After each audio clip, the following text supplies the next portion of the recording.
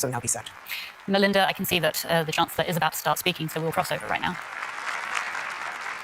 Sehr geehrte Frau Präsidentin, verehrte Bundestag, Kolleginnen und Kollegen, colleagues, liebe Mitbürgerinnen und Mitbürger. compatriots. Der 24. The 24th of February 2022 marked a change in the history of our continent. In attacking Ukraine, the Russian President Putin launched a war of aggression cold-bloodedly for one reason: to stop the freedom of Ukraine and put it under its yoke. This goes against humanity, this goes against international law, and there's nothing whatever that could justify this attack.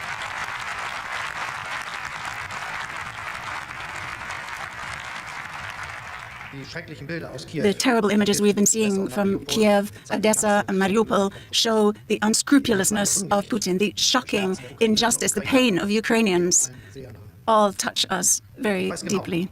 I know exactly what our fellow countrymen and women are asking themselves in the evenings, what concerns they have looking at what they're finding out from this war.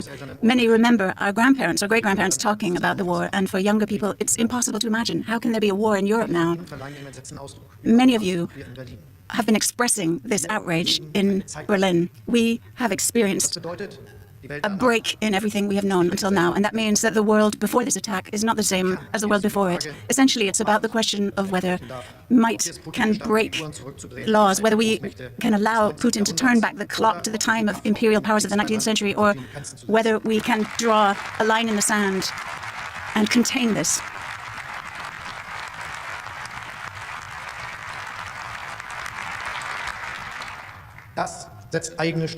This requires strength on our part. Yes, we want to show him clear boundaries, and yes, we want to defend our democracy, our freedom, and our prosperity. And I'm grateful to you, President of the Bundestag, for convening this special session, and I'm glad that I'm able to speak to all of you, and I want to thank all of the leaders of the parliamentary groups of all the different parties for supporting the convening of this special session of the Bundestag. Ladies and gentlemen, in attacking Ukraine, Putin doesn't just want to eradicate a country from the world map. He is destroying the European security structure that we have had since the final act of Helsinki for nearly half a century.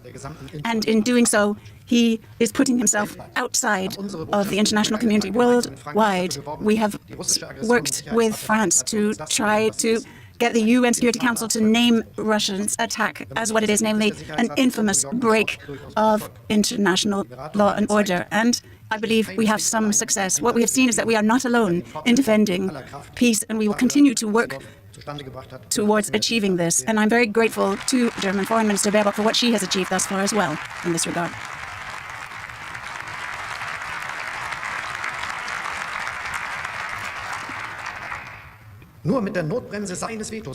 It was only by using the emergency brake of veto, a permanent member of the Security Council, that they could prevent this.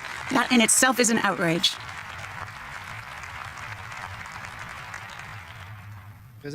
President Putin keeps talking about inviolable security, but what he's actually doing is using weapons to try to bring part of the continent under his power. And this will have an impact on the rest of Europe as well. Permanent security in Europe is not possible with Russia there. Putin is endangering this, and we need to not mince our words. We are tackling the challenge that these times have made of us with a cool head, resolutely. There are 5 approaches that we want to take.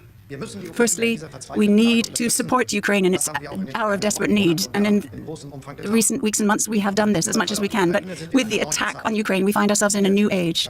In Kiev, in Kharkiv, Odessa, Mariupol, people are not just defending their homeland. They are fighting for liberty and democracy, for values that we share with them.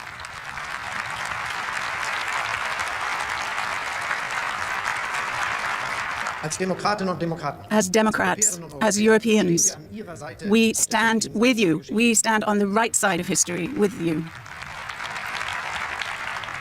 On Thursday, President Putin, in attacking Ukraine, created a new reality, and this new reality requires a clear response. We have given this clear response. As you know, yesterday we decided that Germany will deliver weapons to Ukraine so it can defend itself.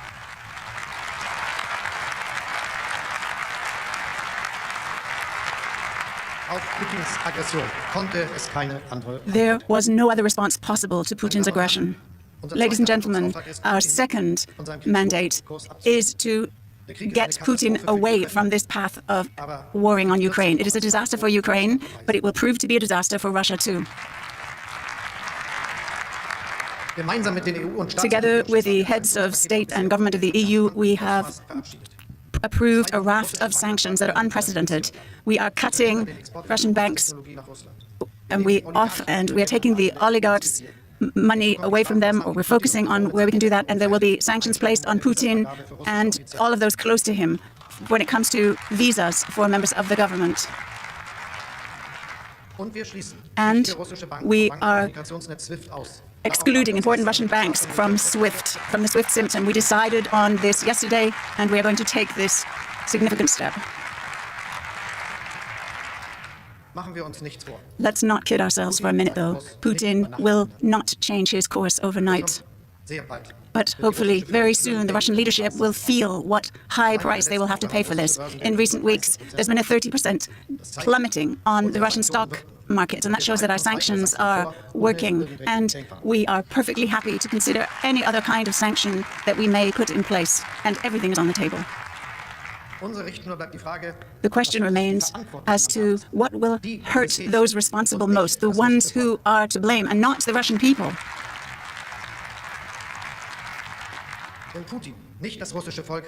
Because it was Putin who chose this war, not the people of Russia, and this is why we must say very clearly that this war is Putin's war.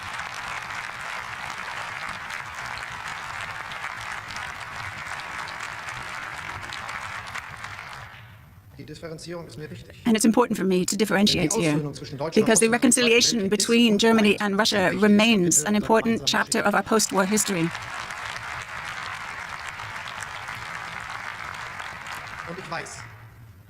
And I know how hard the current situation is to bear for all of those fellow countrymen in Germany who were born in Russia or born in Ukraine. And we will not allow this conflict between Putin and the free world to tear open old wounds and cause new problems. And there's another thing we mustn't forget.